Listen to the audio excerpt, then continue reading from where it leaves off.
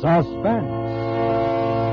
Tonight, Suspense brings you Mr. Kirk Douglas as star. But first, a brief message from your announcer. In America's finest hotels and restaurants, wherever hospitality is the last word in luxury, the first name in wines is Cresta,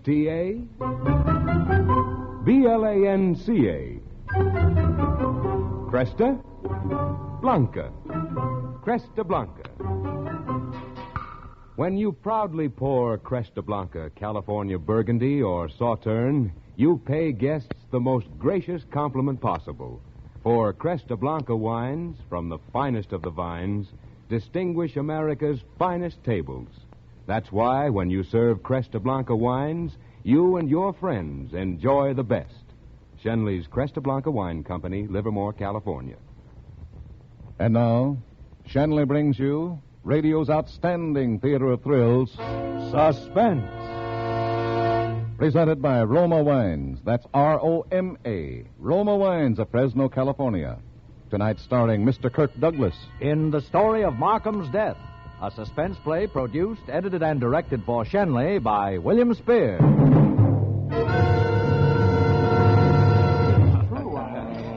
You say Phil Martin's run dry? Well, I didn't make it up. My wife got it from Ann. Hasn't written a word in 6 months. Yes, and I got it from Peterson, his publisher. They've dropped him from their spring list.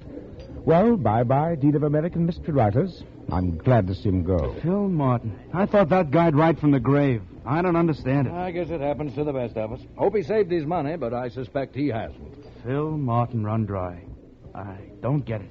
I don't get it. No, I didn't get it either. Unless you border on that fringe of abnormality which marks you as a writer, you can't possibly understand the complete futility you feel when your talent is suddenly turned off like a waterspout. I spent as much time staring at the blank paper in my typewriter as I ordinarily spend in writing an entire novel. Oh, Anne could sympathize with me because she loved me. But I didn't need Anne's stupid sympathy. Phil, darling, I'm sure it's only temporary. Temporary? Anne, I can't even write a decent 10-word telegram. Well, it's no use, Anne. I'm afraid I'm through. Oh, no, you can't be. Not anyone as great as you. Phil, maybe you've done too much. Darling, maybe a rest. Why don't you rest for a few months? I've been resting. Well, I mean, get away. Yes, that's my last chance, dear. I'm going to do just that. I'm going abroad. Abroad? Oh, honey, when are we going? We aren't going. I am. You're... Phil, is this a way of letting... I mean... Oh, don't worry, dear. I'm not running out on you. I'll just be gone for a few months. Oh, well, just a few months. Yes, alone. And I told you when I first met you, I'm a complex person. I'm difficult to understand. Yes, dear, I know that. But I thought I understood you. Well, you can't. Nobody can. But I love you, Phil. And I love you, Anne, but that doesn't change matters. I'm going to England for a few months by myself. You don't have a thing to worry about. You keep your apartment and wait for me. The rent's paid through the first of the year. I'll be back before that.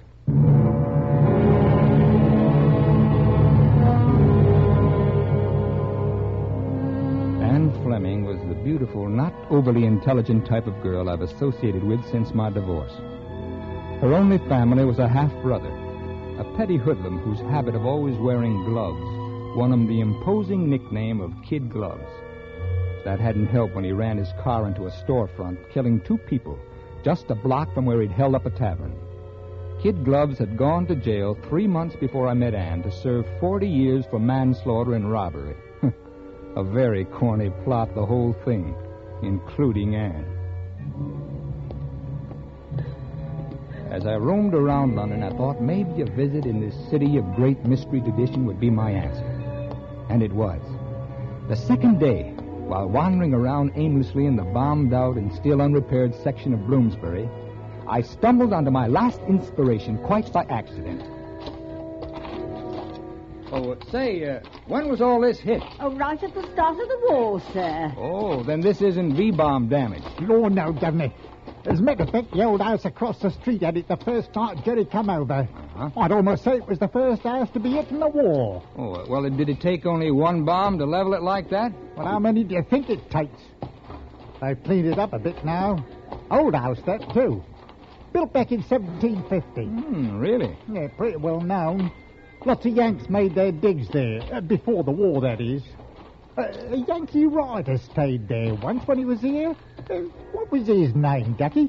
Oh, E.P. Rowe. No, Poe. Oh, that's it. Yeah. Poe? Say, you don't mean Edgar Allan Poe, do you? That's him. What?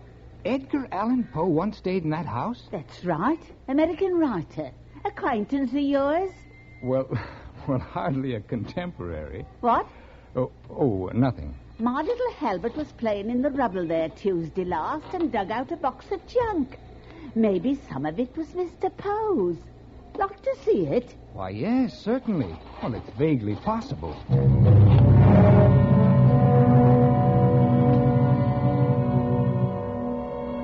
I looked through the battered steel box. The woman provided me with a cup of tea as I spread the contents out in front of me. It was thrilling somehow to think that these dusty things perhaps had once belonged to the man who had invented the detective story more than 100 years ago. As she went out and I replaced the trinkets, I snagged the faded, musty gray satin lining of the box and accidentally tore it. Trying to get it back together, I only ripped it further. I put my hand under the lining to straighten it, and something fell out. It was a waterproof packet containing 3 yellowed sheets of paper written in a small, fine hand. At the bottom of the 3rd page was the name Edgar Allan Poe.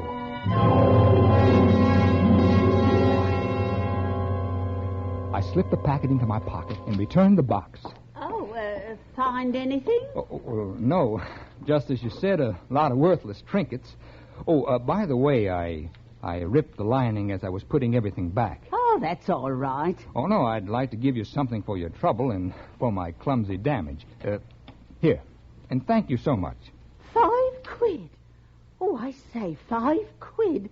But the old thing probably ain't worth a threepenny bit. Well, your time, your trouble, and your courtesy are, though. Thank you very much. But 5 quid? Oh, I say.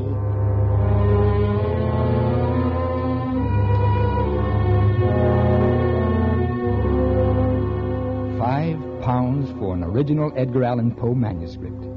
It was a short story written by Poe during his brief stay in England many years before his rise and subsequent fall. As I read and reread the manuscript, I realized that it was an experiment in a completely new mystery technique. Here, in effect, was what Pulte had never discovered in his thesis on the existence of only 32 basic dramatic situations. Suddenly, I realized I was the only one who knew this story, and that I could put it to better use than as a museum piece. Why, here indeed was the 33rd situation. Why, in my hands it could blossom forth as a novel, a film, a radio play. I was about to be reborn, and literary immortality was at my fingertips. I began writing in London and all the way back home. It took me 6 months to complete my work, and then, with everything finished, I burned the original Poe composition and sent the novel off to the publisher. Then I called Anne. Will it be a big success, darling? Big success? Well, I've never been as confident of anything in my life. Oh, that's wonderful. And they said you were through. I told you, a rest was all I needed, a change of scenery. I'm proud of you, Phil. I'm so proud. I'm glad. Maybe now, Phil, maybe you'll think differently about things. I'm so glad. Phil, you aren't even listening to me. Huh? I'm sorry, dear. Look, Anne, I'm going to be pretty busy for the next few weeks. Now, I won't be able to see you very often. Oh, I should think you'd have time now that... Well, I haven't, but we'll see. You have a date tonight. Well, I'm going to the Mystery Writers' Banquet tonight. And tomorrow? Well, okay, but I'll come over for you at 8 o'clock, and for once, will you try to be ready on time?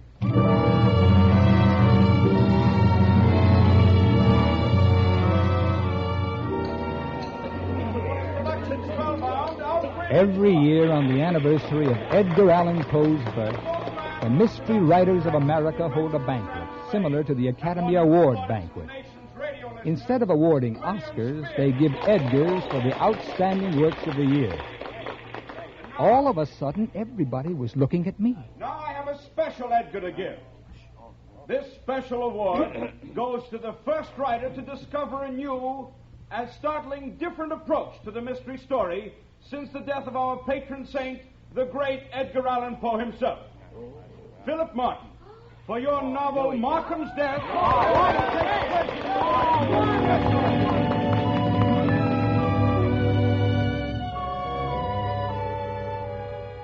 Yes. A special Edgar for an idea plagiarized from Edgar Allan Poe. The end had justified the means, and I knew that the original manuscript was now only ashes. I was the only one who had ever seen it. I was completely happy and enjoying my victory after the banquet in the quiet of my own home. Mr. Martin? Yes, speaking. This is Dr. Selgrove.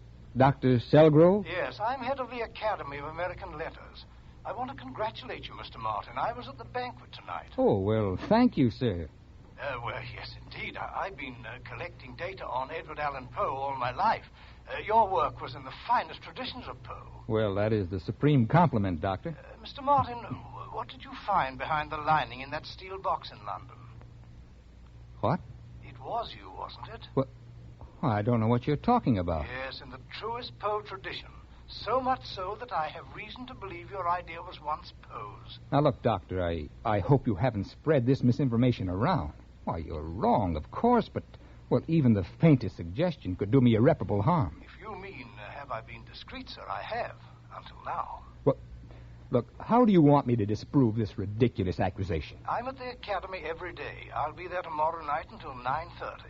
The doors close at 8, but I'll wait for you. That will be fine, Doctor. I'll be there around 9. And as I set the receiver back on the hook, I wondered just how much he actually knew and what I would have to do to silence him.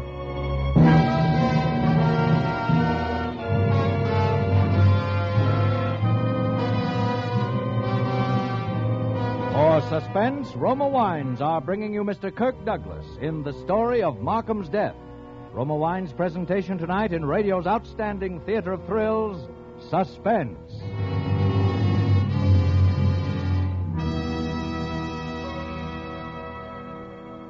Suspense, radio's outstanding theater of thrills, is presented by Roma Wines. That's R-O-M-A, Roma Wines, from the world's greatest reserves of fine wines. Now that autumn is here, you'll be spending more evenings at home, reading, listening to the radio, or entertaining friends. Now, here's an easy, delightful way to make the most of these pleasant hours.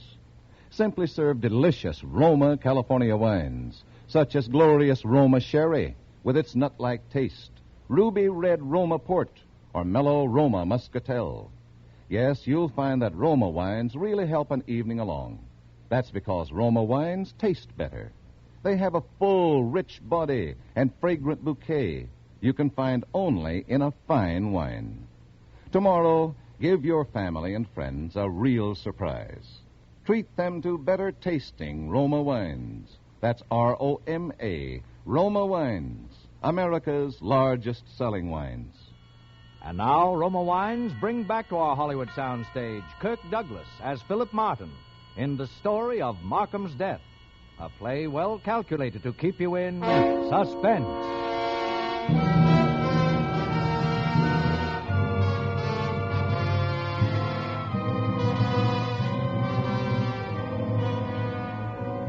The hands of the clock on the wall seemed drugged.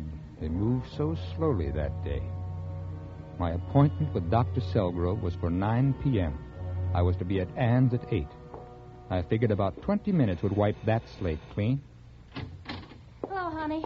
I'll be ready in a minute. I said I'd be here at 8. Oh, dear. It isn't 8 already, is it? Yes, it's after 8. Oh, I thought it was only about 7:30. I'll hurry. Well, there's no reason.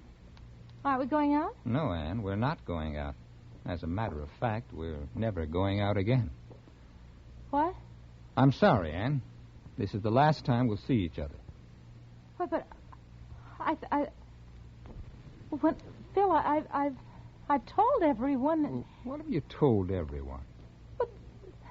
that we were going to be married. What? You shouldn't have. Did I ever say I'd marry you? No, I was married once, and it doesn't work for me. This would be different. Oh, would it? I don't think so. You see, Ann, you're taking up too much of my time. But I wouldn't get in the way, Phil. You know You're that. also taking up too much of my thoughts. Why, I probably hit that bad slump a few months ago because of you. Phil. Oh, it wasn't your fault. It was mine for not realizing it.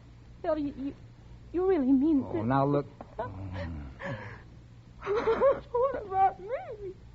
What about me? What am I going to do? You'll get over it. Here, this should help. What's that? Take it. Just what you like. A roll of nice, clean, new $50 bills. Feel better now? You think you can buy everything with money, don't you? Well, you can't. And stop drumming with that letter opener. Oh, sorry. I didn't realize. Well, that takes care of everything, doesn't it? We're still friends? No. No, we'll never be friends. Phil Martin, you're rotten. You're rotten and you're conceited and you're everything I've ever... I hate you. I said I don't like scenes. Goodbye, Anne. Get out of here. Get out.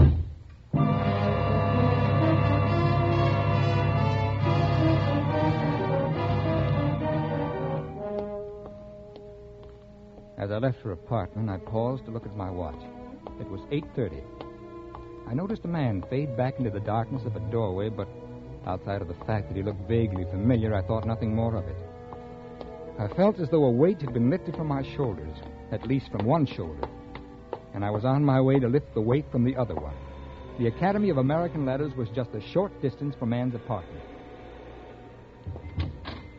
Mr. Martin? Yes. I take it you're Dr. Selgrove. That's right. Sit down, Mr. Martin. I'll stand, thank you. You were at the banquet last night. I remember seeing you. And when I saw you, I knew my search was over. You fit the description just like the missing piece in a jigsaw puzzle. I knew you were the man Mrs. Carruthers described. Well, who is Mrs. Carruthers? The woman who gave you the steel box.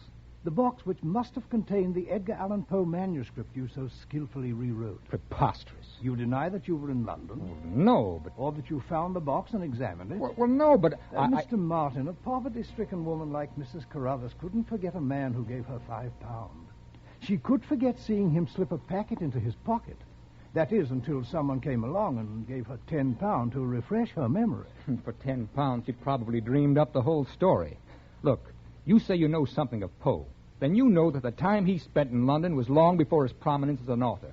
Why, for all we know, he didn't write a line during his entire stay there. Mr. Martin, I've devoted my life to gathering information about Edgar Allan Poe. It's my hobby as well as my job. I've been looking for one missing manuscript for a long time. A manuscript whose existence I learned of quite by chance. What are you talking about? This letter which Edgar Allan Poe wrote to a cousin in Boston during his London visit. Fine piece, isn't it? Well, what about it? Well, let me read it to you. He says, "My new theory for a tale of murder is a form of induction as opposed to deduction.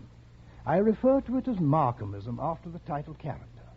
My first draft manuscript is stored behind a satin curtain built of steel to age and mellow until such a time as I may produce it without being turned mad." I see. Dear me, you were overconfident, Martin, calling your novel Markham's Death. Not only didn't you change the process, you didn't even alter the name. And if I should admit to all this, what would be your price? Now, Mr. Martin, money's of no consequence. I'm a student, a collector of American letters. All I want from you is the manuscript. Impossible. In return for my everlasting silence. Possessing the manuscript is payment enough. I have no desire to ruin you. Unless, of course, it should become necessary for me to do so. How would I know you wouldn't show it? Certain you don't question my word. The manuscript has been destroyed. Don't expect me to believe that. It's the truth. I burned it. Well, if you want to be difficult, I won't agree with you, Mr. Martin. Pity you won't cooperate. I'll just put this letter back in the safe, and then tomorrow we'll see.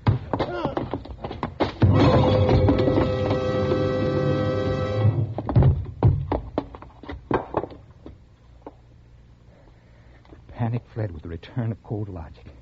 Dr. Selgrove was unquestionably dead. I had to act quickly because speed was essential. I knew that from what I myself had often written. I took the letter and pocketed it to be burned later in the privacy of my own home. There would be no suspicious ashes for the police to sift. The bookend was the only thing I touched. I carefully filled the wash basin with hot water and dropped the bookend into it, smearing and obliterating any fingerprints. Now, I had to work backwards. The average murderer establishes his alibi first. But in my case, I had to establish it behind me and cover my time.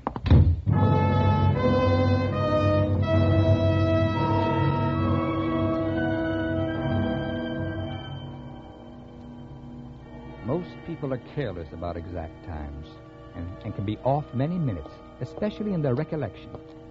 Have you ever looked at your watch, then had someone ask you the time only to find that you had to look again? Yes, Anne would work as my alibi. I couldn't confide in her, but she was careless about time. But what of the man I'd seen in her hall at 8:30? Suddenly I knew. It was Anne's brother, Kid Gloves Fleming. Now that I thought about it, I knew I recognized him from his pictures. He'd obviously escaped from prison and had gone to Anne for help. Yes, Anne would be more than happy to say I'd been with her until 8:45. Unobserved, I hurried back to her apartment house. In front of the building, I hailed a passing taxi and entered at precisely 9:05. Where to, mister? The Milford Club on 59. Not many taxis in this neighborhood, are there? Were you waiting long? 10 or 15 minutes. I wanted to be at the club by 9. Oh, it's almost that now. Is that all? I thought it was later. Oh, well, I'll get you there fast. Oh, that's all right. There's no hurry.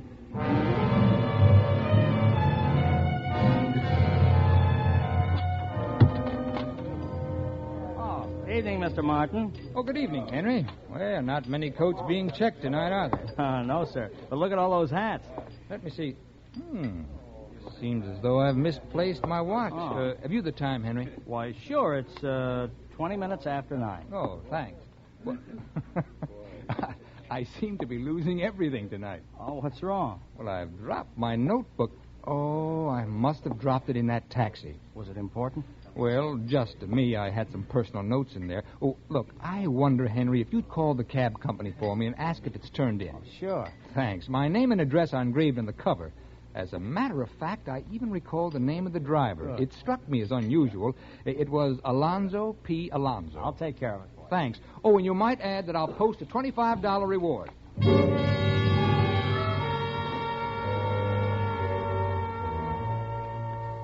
Then I went down to see Lieutenant John Kirkland of Homicide. We'd been classmates, and I'd spent many an evening at headquarters discussing our favorite subject, crime. Well. Hello, Phil. Hiya, Johnny. Anything on the docket? Oh, just routine. Mind if I sit in? I want to get my mind off Anne. Anne? Well, what's the matter? Oh, you know, Johnny, the usual. I wrote Finny to our little romance, and, well, she wasn't too happy about it. Still a dog with the women, eh, kid? Oh, say, this is a coincidence. Remember that wild kid brother of Anne's? Kid brother? Oh, you mean the one they call Kid Gloves? Mm-hmm. Well, I remember reading about him. Why? Well, he broke out of jail late this afternoon. Uh-oh. Say, Anne will certainly be worried. Well, she won't have to worry anymore. What? Yeah, they caught him down at the railroad station trying to get out of town. What? Are they bringing him in? Yeah. Stiff. Oh. Yeah, the poor fool decided to shoot it out, and he picked a crack shot like O'Malley to draw on. Oh, well, is O'Malley all right? Oh, sure, O'Malley's always all right. But the kid's dead. Oh. This is going to be tough on Anne.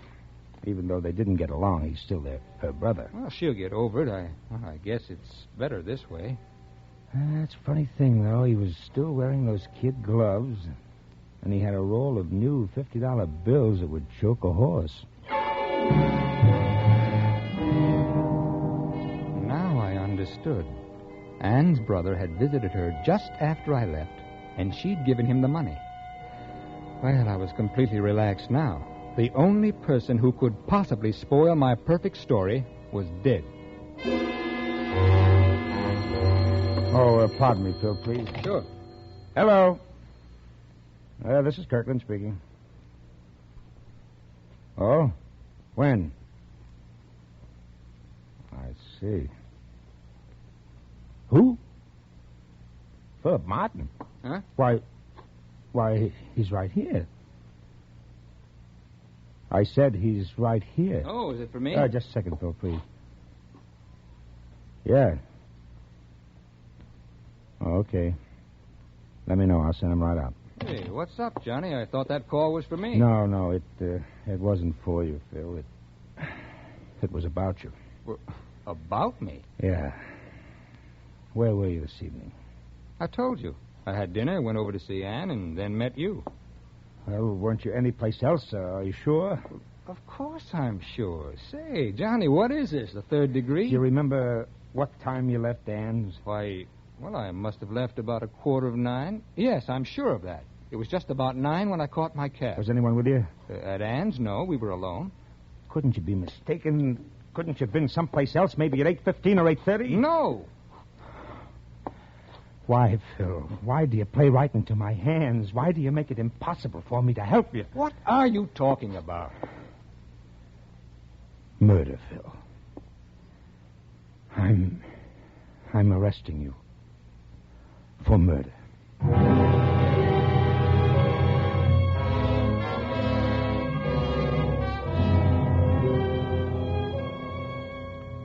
In a few hours, I'm going to be executed for the murder of Dr. Selgrove. But the police don't know that yet. You see, although I'm innocent of the crime I'm scheduled to die for, I'm powerless to save myself.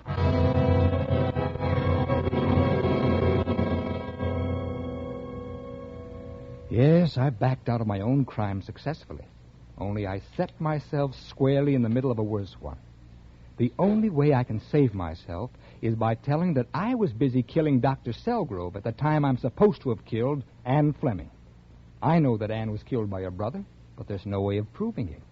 The letter opener he plunged into her chest still had my fingerprints, slightly smeared by his kid gloves. Robbery was ruled out because nothing was disturbed. Snooping neighbors had heard Anne and me quarrel and had heard her scream around 9:15. They suspected that I had hit her and nothing more. But it placed the time exactly as I had placed myself in her company during that time. Well, I see where they dug up another original, hitherto unknown manuscript by Edgar Allan Poe in somebody's closet in Fordham, New York. It's all about a man who builds such a perfect alibi for himself that he gets executed for the wrong murder. Well, I'm glad they only found it today, after I had already written the above confession. Otherwise, they'd say I'd been plagiarizing Poe again.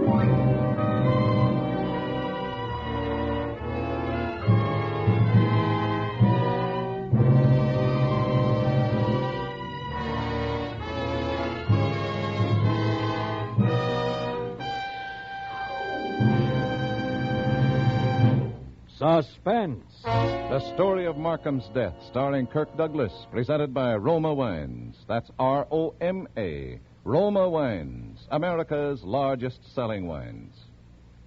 Yes, Roma Wines are America's largest selling wines. And this is Truman Bradley to tell you the reason.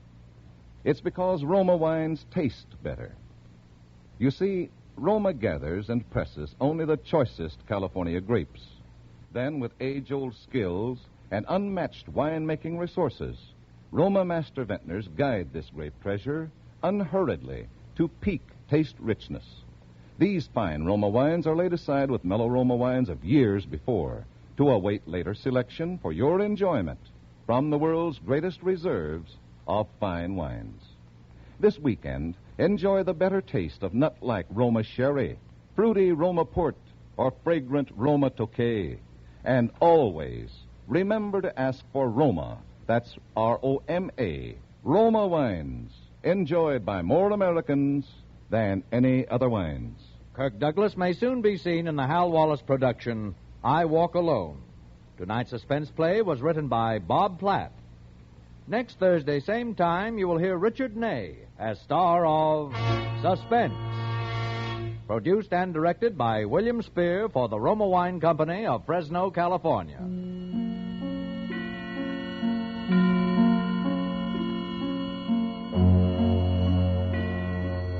In the coming weeks, Suspense will present such stars as Louis Jourdain, June Havoc, Dennis O'Keefe, Marcia Hunt, and others. Make it a point to listen each Thursday to Suspense, radio's outstanding theater of thrills.